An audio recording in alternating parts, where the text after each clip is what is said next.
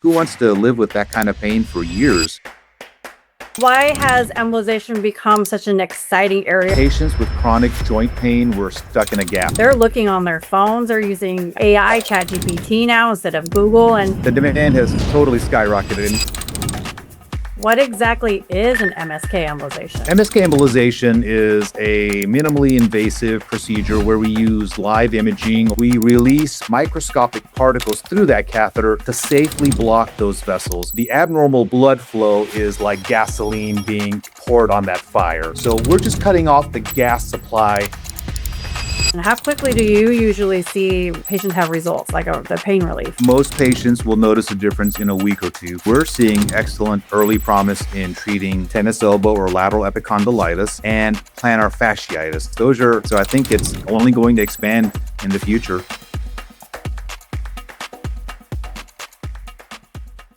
Hey everybody, Rachel here with the OBL and ASC Marketing Blueprint. Thanks for coming back. Today we're talking about one of the fastest growing areas in interventional radiology, MSK embolizations. From chronic knee pain to frozen shoulder, these minimally invasive procedures are changing how patients find relief without major surgery. Joining me today is Dr. Patel from Texas Endovascular here in Dallas to discuss how MSK embolization works, how it helps, who it helps, where the future is headed with these certain treatments. Dr. Patel, thank you for joining me today. Yeah, thanks for having me. Pretty excited. Yeah, and we're Dallas natives. We're neighbors, right? You're right down the street from Yes, me, I think. Awesome. indeed. Yes. So I want to jump into this. I just got back from Guest in New York City, which is the Global Embolization Symposium meeting. It was amazing. It's a global meeting, right? I mean, Dr. Okuno from Japan was there. There were every big key player of MSK was there. Tell me, how did you first become involved or interested in MSK embolizations? Yeah, so I'm an interventional radiologist, so I've been practicing in DFW for over 23 years now. So, as part of being an interventional radiologist, we do embolization treatments all over the body. And before I started MSK embolizations, I was doing embolizations at the hospital for GI bleeding, for fibroids, for prostates. And a lot of the same concepts associated with those types of embolizations can be applied to MSK embolizations. And so it was a natural progression or evolution for me to go from GI bleeding embolization, for example, to MSK embolization, because we typically use the same technique, same catheters, wires, other equipment. So it was a natural progression for me. Yeah, that sounds awesome. What about, okay, let's just go back to the basics. For people who don't even know or aren't familiar with it, what exactly is an MSK embolization? So MSK embolization is a minimally invasive procedure where we use live imaging or fluoroscopy to navigate a tiny little catheter or tube. This catheter is smaller than a strand of spaghetti, so very small. And what we're doing is we're navigating this catheter into any abnormal blood vessels feeding an inflamed joint. So once we pinpoint the specific area of inflammation, we release microscopic particles through that catheter to safely block those vessels.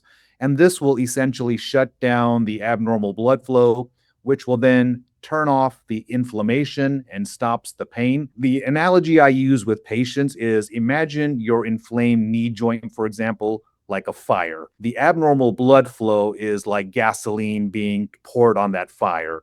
So we're just cutting off the gas supply to the fire, allowing the fire to kind of naturally extinguish and essentially allowing the inflammation to extinguish and therefore breaking that vicious cycle that we'll oftentimes see, which is inflammation, pain, swelling, nerve formation, and increased blood flow. And then it starts right back up again with inflammation. So we're just kind of breaking that cycle. Oh, I love that. I'm stealing that. The fire, the gasoline, shut it off, Yeah. eat the water hose, cut it off where you need to. That's great.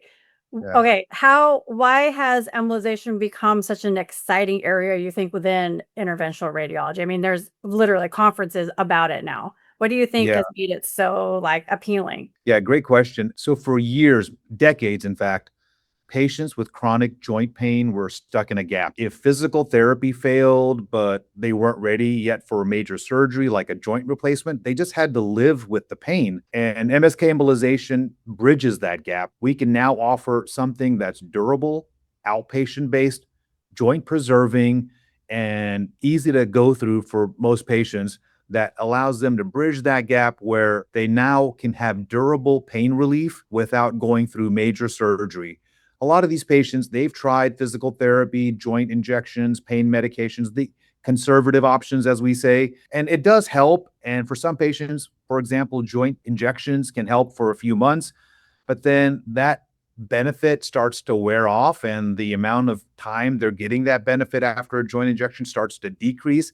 And Mhm. then they get to a point where they've kind of exhausted those conservative options and but yet are not ready for a joint replacement, which is completely understandable. Some of these patients are just too young to have a joint replacement, or they have other co-risk factors that prevent them from having a joint replacement or major surgery. So this embolization, the whole sphere of MSK embolizations bridges that gap, which previously there was no bridge. And so we're excited to be able to offer this. And I think this will definitely have a very important role, not just now, but even a more important role in the future as well. Yeah, I mean, I was going to ask you about, the patient demand for it, but being on the marketing side of it, we see it, right? They're looking on their phones, they're using AI chat GPT now instead of Google. And the more and more about minimally invasive procedures and embolizations, I feel like the demand is there. It's funny, Dr. Hardy, one of your partners down in Houston, I met with him a couple weeks ago and I asked him a similar question. He said, Rachel, I've had a lady come to the office and say, okay, doc, I want a uterine fibroid embolization. I want you to access my left wrist. And I'd like to do it on a Tuesday so I can go back to work by Friday. Like they know what they want. They're doing the Yeah, research for it. It's pretty cool. exactly. Uh, Very cool. Yeah. The demand has totally skyrocketed, and we are getting patients that are now more informed than ever before because of social media, ChatGPT, the internet in general. And yeah, they're coming in and they know what they want, and they're just looking for a provider or a physician to be able to provide that for them. And so it's great because I feel like an informed patient is the best patient because they know walking in that they have A, B, and C as potential options for their knee, let's say. And they've decided after, research, thinking about it, talking to family members that they want to go with the embolization. And it makes a lot of sense for a lot of patients. So I love when a patient like that comes in, is well informed, and knows exactly what they want. Yeah, it's awesome. So let's talk about the types of MSK conditions. I kind of mentioned at the intro, genicular artery embolization for chronic knee and frozen shoulder. We can name a few, right? What are some of the popular MSK embolization conditions being treated? Yeah, so the big one is geniculate artery embolization or genicular artery embolization. We call it GAE just for short, and that's for knee osteoarthritis. Other ones include ACE, which is adhesive capsulitis embolization, or frozen shoulder embolization, FSE, same thing. Those are probably our two bigger MSK embolization procedures, but we also offer embolization procedures for plantar fasciitis. We call that PFE, plantar fasciitis embolization, for elbow conditions like tennis elbow or golfer's elbow. Even though we're targeting the elbow for both of those conditions, we're targeting different parts of the elbow. For tennis elbow, it's more along the outside part or lateral part of the elbow, and we call that lateral epicondylitis, which is the medical term for tennis elbow. And so our procedure is called lateral epicondylitis embolization, or LCE. That's a So all tongue these twister. procedures have, yeah, have abbreviations.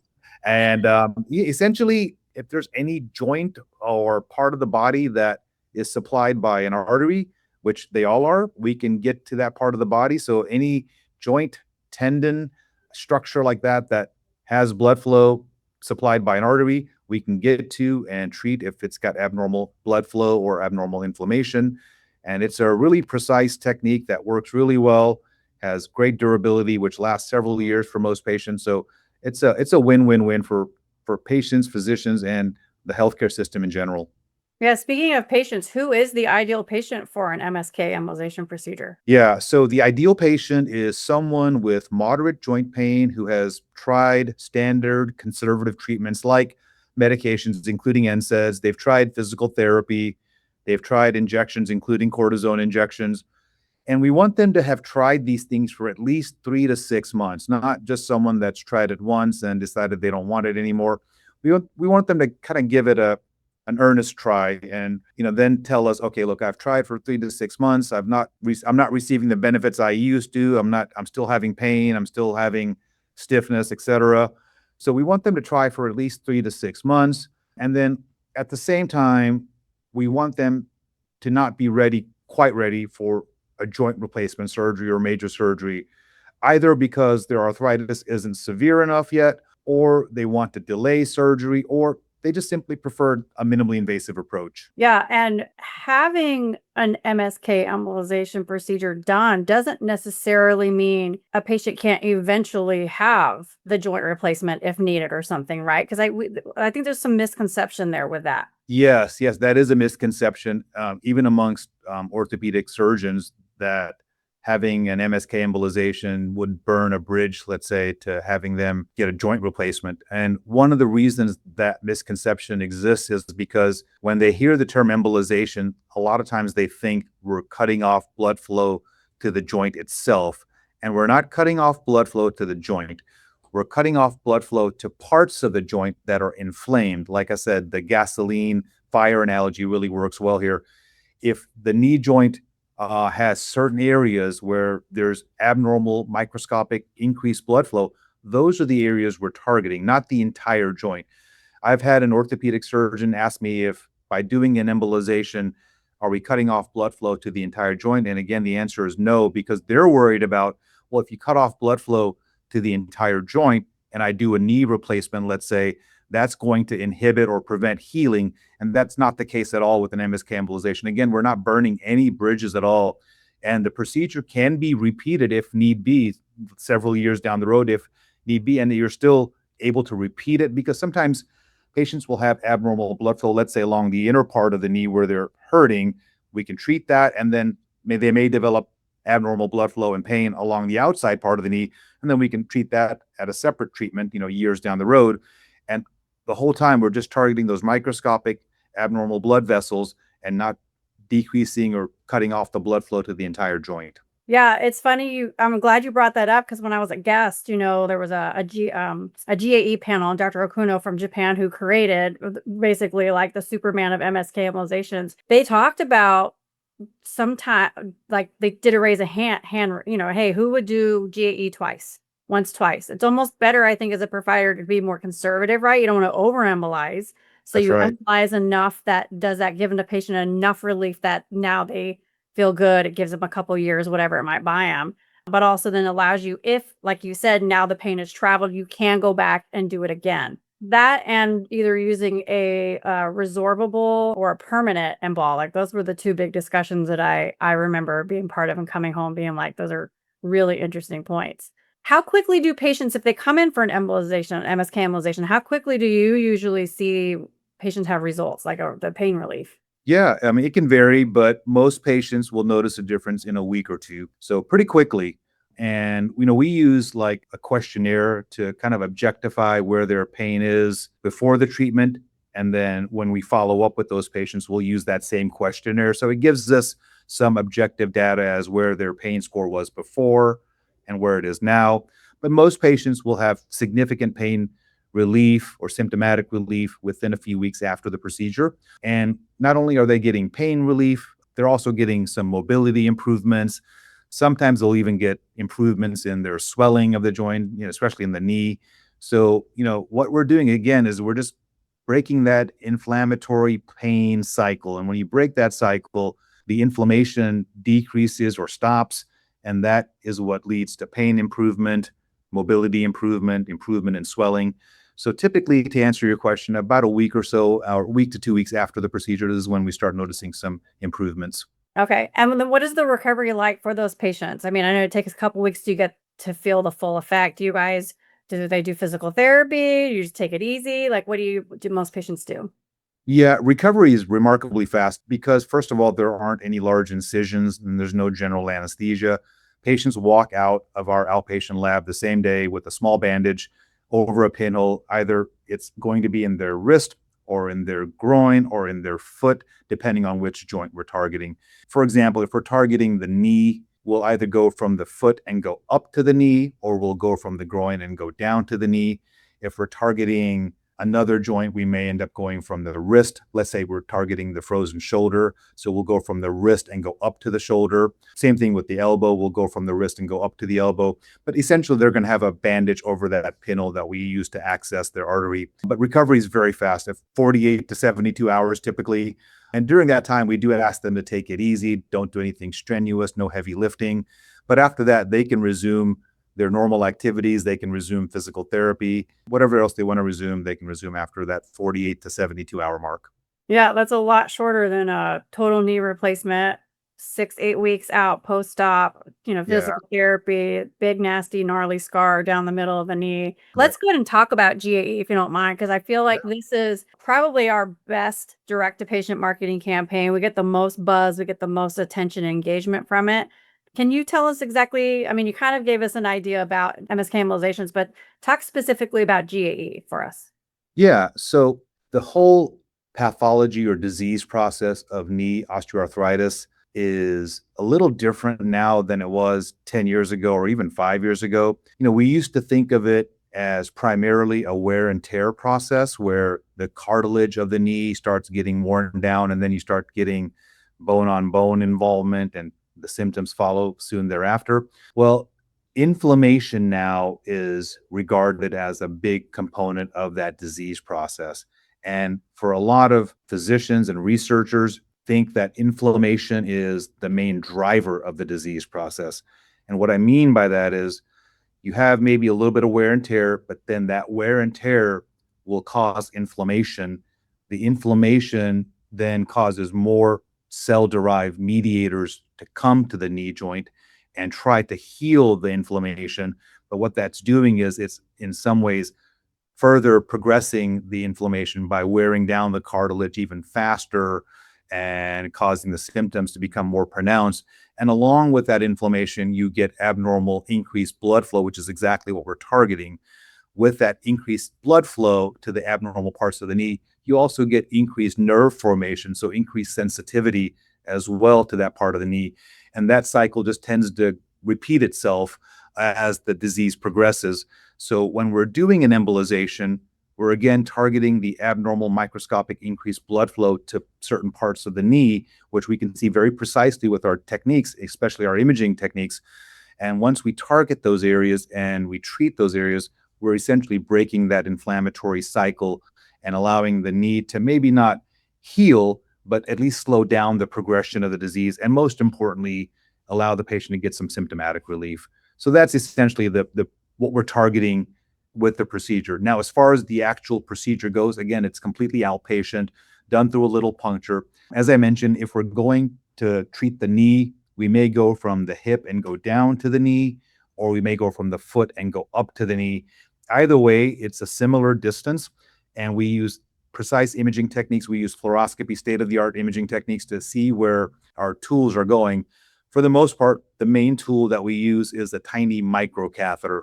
It's extremely small, smaller than the size of spaghetti, which will thread into the knee area, and then we'll inject dye and perform what's called an angiogram, where we inject dye and that'll highlight the blood flow to the knee joint. And then during that angiogram, we can start to see abnormal parts of the knee that are receiving the abnormal blood flow. And typically, the knee procedure, the GAE procedure, we will investigate several arteries that go specifically to the knee. So those arteries are investigated by inserting our little microcatheter into those tiny arteries and individually injecting contrast or dye into those arteries. And that'll allow us a much more detailed view of where exactly the patient's pain is, where the abnormal blood flow is. And that'll allow us to precisely target the embolic or the material that we inject to treat the abnormal blood flow. So it's very precise. We'll investigate several arteries. We may not treat all of the arteries like you mentioned. We don't want to over-embolize, but we definitely want to target where the patient is most symptomatic. And we'll get all that information from the patient beforehand during the consultation. And they'll say, oh, it hurts along the inner part of my knee, or it hurts along the outer part of my knee, or it kind of hurts all over. And we'll see a pretty good correlation with where they're hurting, where they're symptomatic, and where the abnormal blood flow is during that angiogram.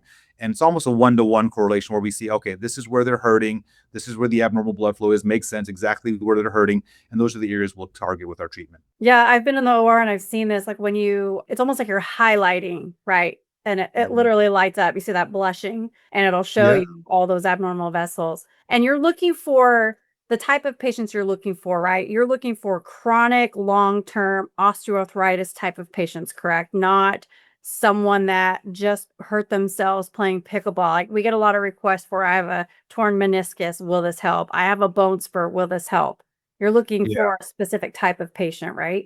That's right. Yeah. So that's exactly right. So we're looking for someone that's got chronic knee pain due to osteoarthritis, not due to, like you say, a meniscus tear or a ligament tear or strain of some kind. The sweet spot for our patients is typically someone between 40 and 60 or 40, sorry, not 60, 40 and 80 that has mild to moderate knee osteoarthritis. They typically will have localized knee tenderness and they have failed, like I said, the conservative treatment options that we mentioned, like steroid injections, physical therapy, but they aren't so severe where they have bone on bone stage 4 disease, as we call it, which is severe knee osteoarthritis. So that's kind of our sweet spot, 40 to 80 with mild to moderate knee osteoarthritis. Yeah. How long do you think GAE typically lasts? I mean, Yeah. GAE started in what, 20, I don't even know, 17? Do you know? Yeah, late 2010s, yeah. Yeah, that's a great question because that's, probably one of the more common questions patients will ask us is, "How long does it last?" And we can't say exactly, but we can say with great confidence that it should last them somewhere between 1 to 3 years. We've had patients where the relief of symptoms has lasted even longer, but we don't want to overpromise and underdeliver. So we'll say somewhere between 1 to 3 years. And for most patients, that is still great. They still want to go through with the procedure because they just don't want to have that knee replacement, that major surgery. And what I tell patients also is if it lasts 1 to 3 years, great. Who knows what's going to come down the road in 1 to 3 years? Yeah. There may be even a less invasive option that will last longer, but I think as long as we can kick that can down the road per se, as far as knee replacement, we should continue, until it becomes obvious that, look, you're not going to get a benefit now from GAE. You're going to need a knee replacement. But for some patients, if they're just mild, they just have mild disease, we can kick that can down the road and prevent, give them the relief they want and still, prevent them from needing a knee replacement or at least delaying a knee replacement.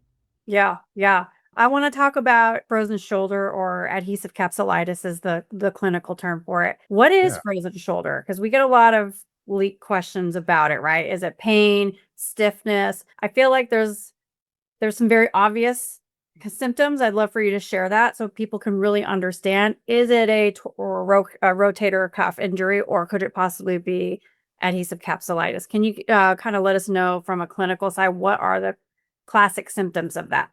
Yeah. So first of all, yeah, you're right. Frozen shoulder is also known as adhesive capsulitis. It occurs when the capsule surrounding the shoulder joint becomes extremely inflamed and then it gets thickened and it develops tight bands of scar tissue. And we don't really know exactly what the trigger is, but we have seen frozen shoulder a little more commonly in diabetic patients.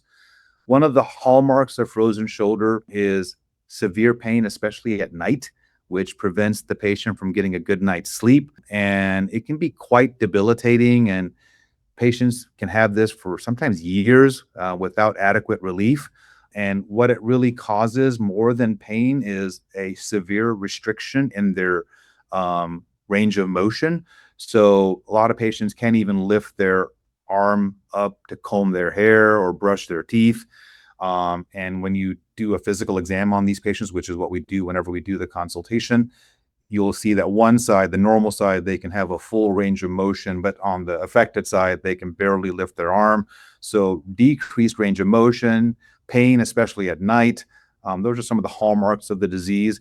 And it's important for us to differentiate that from, like you say, other shoulder pathologies or diseases like rotator cuff tendinopathy, rotator cuff tears, fractures, arthritis, things like that. And when that isn't clear to us, we may sometimes order some imaging tests like x-rays or MRIs to further elucidate what exactly is going on with their shoulder. But oftentimes, patients will come to us with a diagnosis of frozen shoulder by another provider, like an orthopedic surgeon or internal medicine doctor, and they will have it. Their pain is at night. They have that limited range of motion. They've had an MRI previously or an X-ray previously, and they've ruled out structural causes like rotator cuff tears, fractures, things like that. And so they'll come into our office and they know they have frozen shoulder. And just like I said with the other patients, they'll have done their research and they'll come to us with the expectation of getting the embolization. And again, they've tried conservative options like medications, physical therapy, and they just haven't found the relief that they want. And it's amazing how these patients will find us because they'll go on social media. Facebook will have frozen shoulder groups, that where patients that have frozen shoulder can discuss their, treatment options and their success stories and things like that. So we'll get patients, and of course, using, marketing, the techniques that you guys use, they'll find us from a variety of sources, but it's great when they find us and they've got a known diagnosis of frozen shoulder with imaging that proves that they don't have anything else. And for those patients, we, confirm that they have frozen shoulder, and then we get them on to treatment as soon as we can. Yeah. So what causes it? Like, is it wear and tear? Is it an arthritic condition? Do people just, wake up one day and it slowly gets harder and harder to lift your arm? Yeah, it's more of that actually. There's not really a known cause or trigger for it. We'll see this in sometimes really young people as well, patients in their 30s or so. Like I said, there are some risk factors like diabetes, but it's not necessarily related to an injury or arthritis or a tear. Sometimes, you just wake up and you have pain in your shoulder and it gets progressively worse.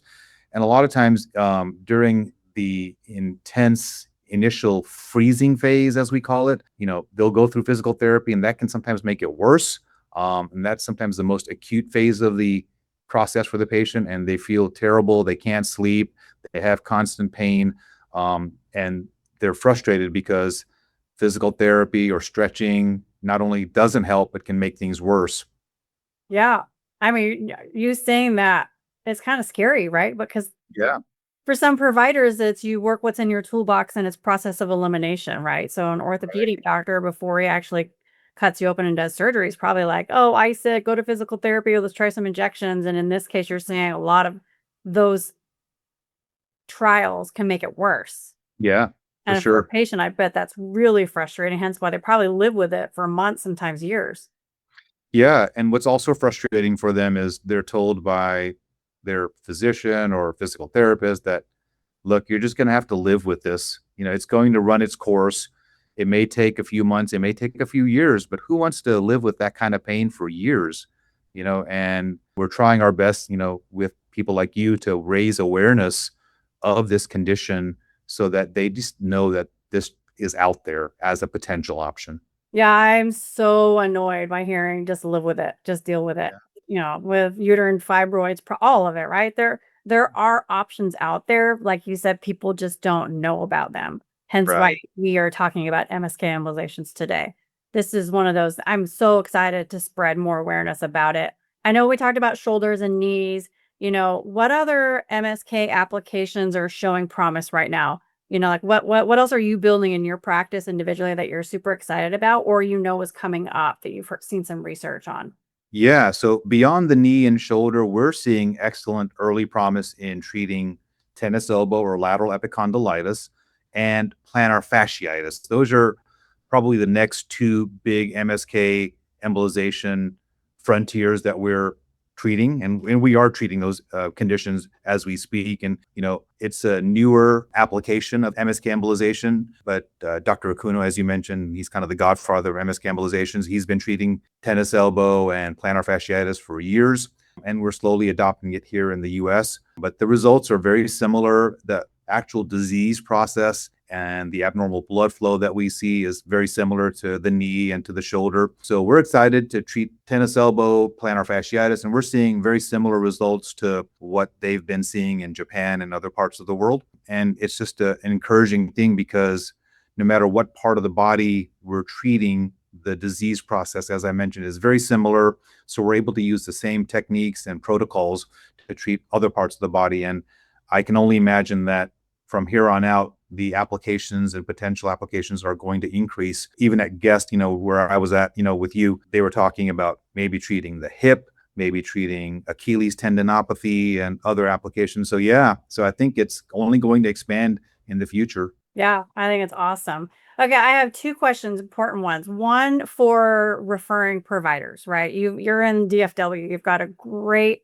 medical mecca here. What's something that you wish you could tell referring physicians about MSK embolizations? Just know that it's an option for a lot of patients. And for a lot of patients, it's a great option. It, again, fills that gap that's been there for so long where patients have tried conservative therapy and have exhausted that, but are not ready for major surgery. And like we talked about, don't tell the patient that you're just going to have to live with it. You've tried injections, though they don't work anymore, and we're not ready for surgery.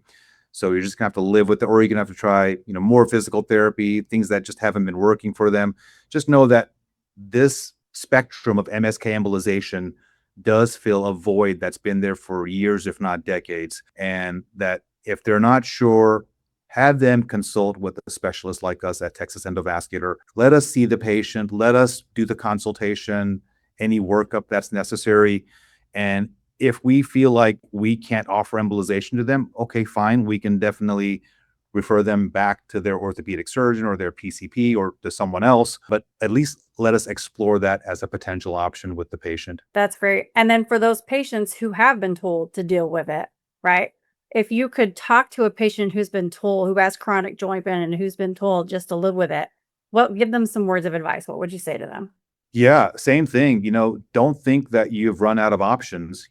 Consider MSK embolization as a potential treatment option for you. Consider coming to us for a consultation. Let us evaluate you. Let us do the physical exam, any imaging that's needed. Let's talk and see what your symptoms are like. Because for the right patient, MSK embolization is not just an option, but it's an amazing option that will give them sometimes years of relief. And again, avoid that major surgery, maybe avoided, maybe delayed, but it should at least be considered as a potential option for patients. So, go out there, get the consultation, go online, look at these Reddit groups that are out there, these Facebook groups that are out there. Several of them, I've explored them myself just to see what patients are talking about. And a lot of the patients on these groups have had embolization successfully, and they're trying their best to spread the word. So hopefully these patients will get online on these groups and just do their own research, and or at least come to us and let us educate them and see if they're a good candidate for these procedures. Yeah, I think more and more people are doing that, right? I think we're already Yeah. seeing a turn with social media, digital marketing, all that sort of stuff. You know, they definitely are advocating for themselves, and there's so many more resources available now. Where back in the Yeah. day, you just took the word of your primary care doctor, and whatever doctor so and so said, you did.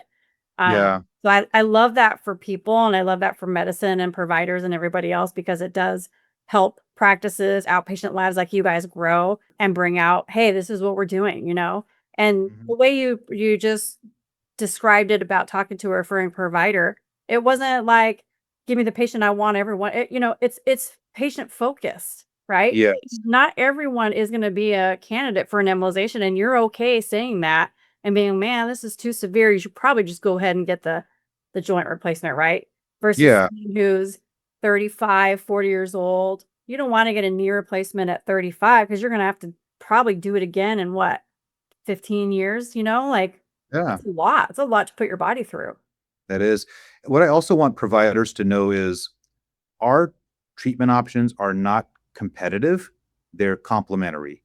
Mhm. So we're not trying to take away your joint replacement patient. We're trying to provide the best option for that patient, something that is durable, that will be effective. Then ultimately, like we said, if the patient needs a knee replacement, they can go ahead and have that. I know a lot of orthopedic surgeons, a lot of them are my friends, and they don't want to do a knee replacement on certain subsets of patients, whether it's because of medical risk or age or what have you.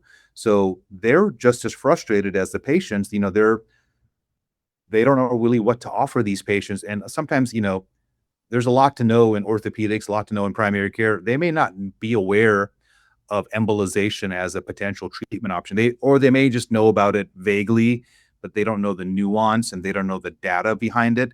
And there is good, robust data, and there will be more robust data coming out in the future as more and more of us adopt these techniques and provide these procedures.